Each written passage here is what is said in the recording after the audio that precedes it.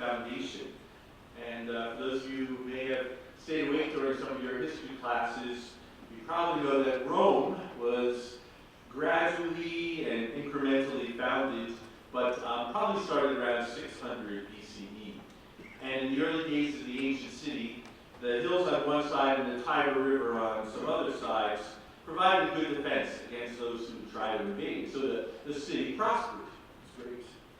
But there's this legend, perhaps you've heard, that an Etruscan king, Tarquin the Proud, who was cruel and unjust, and so the Roman people booted him out. And he didn't like that so much. So with the help of an army of other Etruscans, he returned to take back the city. There was a young Roman soldier, his name was Publius Horatius Cocles, and he stood at his post at the Pons Sublicius, the bridge of Sublicius. And he told his comrades on the Roman side of the bridge to destroy it as quickly as possible so the enemy could not cross over the Tiber River. And there was Horatius. He dared and deflected all of the attackers until the structure was destroyed, and then he jumped into the river and escaped to the other side. And when the invading army saw this, they perceived it to be an omen that the gods were with Horatius. And so they relented in their attack, and Rome was saved.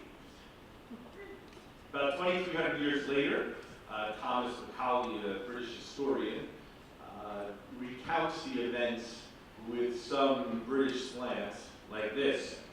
Then spake out brave Horatius, the captain of the gate, to every person upon this earth, death cometh soon or late. And how can we die better than facing fearful odds for the ashes of our fathers and mothers and the temples of our gods? For millennia, codes of honor have inspired our ancestors to be virtuous and heroic, and likewise, to be honest, have kept in check their temptations to excess or to pride. And as children, we learned of stories of honor, so that we too would grow to live honorable lives, to be heroic, to be generous. Men and women of valor were heralded as those who would slay the dragon, rescue the damsel, seek the grail, protect the poor, defeat the giant, and overthrow the evil king, all in the name of fulfilling their sense of honor. These people spoke and speak to the soul of noble human ambition, and through their deeds, they asserted that integrity and strength is found in sacrifice and in adversity. But we're no longer kids here. We know that real people of honor, many of whom we're celebrating today, you. Real people of honor are grown. They're not born as in the midst of the legends. There's a moral journey that we're all invited to walk, both in joy and both suffering, that introduces us to our deepest selves. And the journey towards honor challenges us to be kind and brave and loving and merciful and humble, and asks not merely what do we want from life, but what does life ask of us? Who has the greatest claim on our time and talents? To be honorable challenges the fashionable view of the primacy of individual rights and the accumulation of material goods. To be honorable challenges such notions and considers equally important our responsibilities and our obligations to relationships, to our friends, our family, our fellow citizens, the common good. So honor is not simply concerned with being better than others, but it's more about growing into and becoming your best self. In short, honor is a map for the journey to integrity that inspires us to live generous, selfless, and grateful lives. I know what I've said so far, shared so far, is probably a bit idealized, maybe too philosophical for a Thursday afternoon. But today, at this honors convocation, we stand on a bridge, an important crossing over place, This spot is not as perilous as the Bridge of Sulpicus, but nonetheless, you students, you are as daring as Horatius. You have dared to believe that working and studying persistently provides a just and delightful reward. You have dared to belong to a community of learners and tested your resolve through failures and successes. You have dared to earn the respect of your professors and peers, not by doing the minimum, but by constantly pushing yourselves to improve and become your best. In a word, in a world where so many people choose to do the minimum, just the requirements, to get by, you are, by our measure, example of heroic Horatian honor. So thank you for reminding us to be our best today.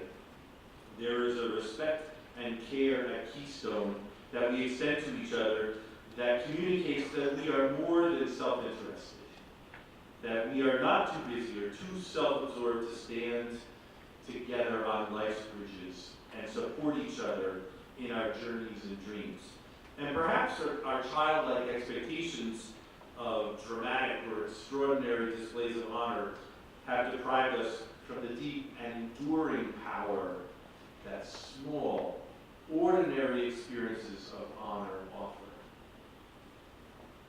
We are proud to be a dynamic, small college. And to recall a line from a 2012 film, The Hobbit, inspired by J.R.R. Tolkien, Gandalf the Grey Wizard says, "I have found it is the small things, the everyday deeds of ordinary folk that keeps the darkness at bay, simple acts of kindness and love." So part of the reason we're here today is to celebrate the everyday deeds and the simple acts that add up to extraordinary accomplishments, and clarion the call that we are a caring and kind community dedicated to excellence in our work and dedicated to each other. It is true that teachers, staff, faculty offer transformational learning opportunities and bridges of opportunity for students to cross. But students, you have chosen to go beyond what was required and walk the extra mile. Students, you have chosen to live a life of honor. So for those graduating, we wish you could stay. You know you must go. We will miss you. Fearlessly aspire to be honorable. Honor your promises, honor your commitments, honor your gifts and talents, honor your teachers wherever they may be found, and honor your loved ones, especially your parents. We gather today neither facing fearful odds, as Horatius did, nor lamenting the bittersweet parting between us that is inevitable, but rather we stand united as the Keystone College community on a bridge that invites us all to be our best selves and cross over together. We honor you who have chosen to go above and beyond, and we too are honored by your selfless commitment to develop your talents in service to the common good. Well done. And know that with your family and friends, we believe in you, and you will always belong here at your